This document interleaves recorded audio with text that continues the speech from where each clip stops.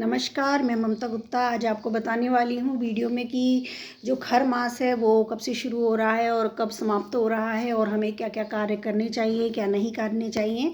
तो ये सारी जानकारी मैं अपनी वीडियो में आपको लोगों को देने वाली हूँ। तो वीडियो शुरू करने से पहले मेरे चैनल से जो नए आए हों वो मुझे सब्सक्राइब कर दें, बेल आइकन को प्रेस कर दें और मेरी वीडियो पर कमेंट ज़रूर करें। प्लीज़ मुझे बताएँ कि मेरा वीडियो आपको कैसा लगता है और आप लाइक ज़रूर करें। आपका लाइक मुझे बहुत मोटिवेट करता है।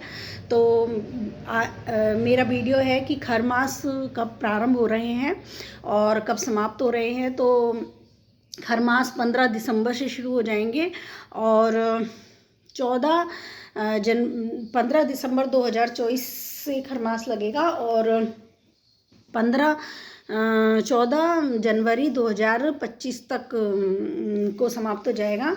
तो ये जो खर मास है वो जब लगता है जब सूर्यदेव धनु राशि या मकर मीन राशि में प्रवेश कर जाते हैं। तो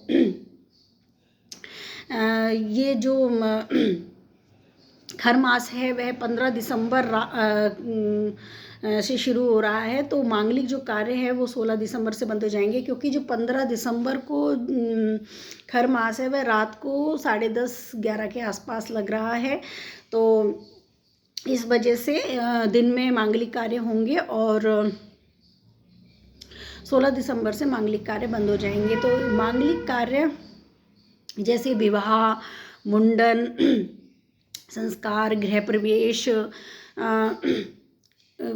ये सब आप नहीं कर सकते। इसके अलावा जैसे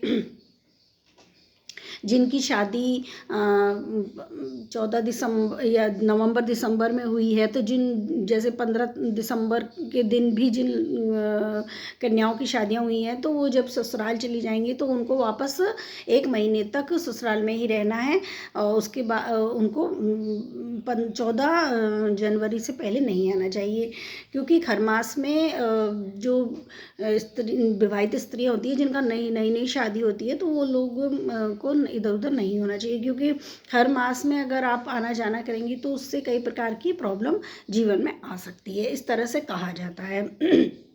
इसलिए खर मास में आने जाने के लिए मना किया जाता है। खर मास में एक कोई शुभ मुहूर्त समय देखकर ही वो पीरियड में 14 जनवरी के बाद ही आना पीयर में आए, इस तरह से माना जाता है। और जिनकी नवंबर में शादी हुई है वो 15 दिसंबर से पहले आ जा सकती है, उसके बाद से वो 1 महीने उनको इधर उधर नहीं होते, ना पीयर जाते हैं ना ससुराल में, मतलब एक ही जगह पूरा खरमास निकालना होता है, क्योंकि खरमास में कई नेगेटिव चीज़ें होने का डर रहता है, इसलिए मना किया जाता है। ये जो मैं वीडियो बना रही हूँ ये किसी को डराने के लिए, किसी को परेशान करने के लिए नहीं बना रही हूँ, ये सिर्फ मैं आपको सचेत करने के लिए बना रही हूँ। मैं बता रही हूँ कि खर मास में क्या क्या नहीं करना चाहिए और खर मास में हम क्या कर सकते हैं। मान लो किसी का बर्थडे है तो मना सकते हैं आप कोई आप छोटे मोटे कोई कीर्तन भजन भगवान का करना चाहते हैं तो वो कर सकते हैं। इसके और मांगलिक कार्य नहीं होते हैं, शादी ब्याह मुंडन संस्कार गृह प्रवेश इस तरह के बड़े बड़े जो कार्य होते हैं वो खर मास में नहीं किए जाते हैं। तो ये मैं आपको ये जानकारी देने वाली थी। इसके अलावा मैं जो खर मास है इसमें क्या खाना चाहिए क्या नहीं खाना चाहिए तो समय समय पर मैं आपको वीडियो देती रहूँगी। तो आप इसके अलावा जैसे खर मास पे किसी ने कोई व्रत त्यौहार भी शुरू नहीं करने चाहिए, जैसे कि कई लोग सोमवार का या मंगलवार का या 16 सोमवार या किसी भी प्रकार का कोई भी व्रत शुरू करते हैं तो खर मास में शुरू नहीं करना चाहिए और और ना ही उसका उद्यापन करना चाहिए। अगर कोई पहले से ही रह रहा है तो वो कंटिन्यू रहे, उनको ऐसे नहीं कि खर मास शुरू हो गया तो हम छोड़ दें व्रत करना ही। व्रत तो आपको कंटिन्यू रखने होंगे, लेकिन उसका उद्यापन हमें खर मास में नहीं करना है।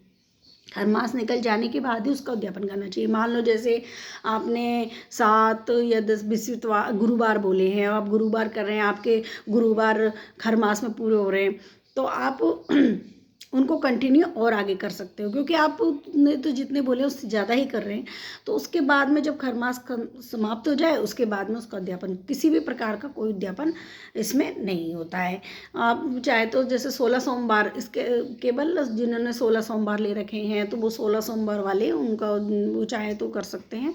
इसके अलावा कोई किसी भी व्रत का उद्यापन खरमास में नहीं करना चाहिए। और इसके खरमास में नहीं करना चाहिए। अगर आपको ये मेरी जानकारी अच्छी लगी हो तो प्लीज़ मेरे चैनल को सब्सक्राइब करें, बेल आइकन को प्रेस करें और मेरे चैनल को लाइक ज़रूर करें। धन्यवाद।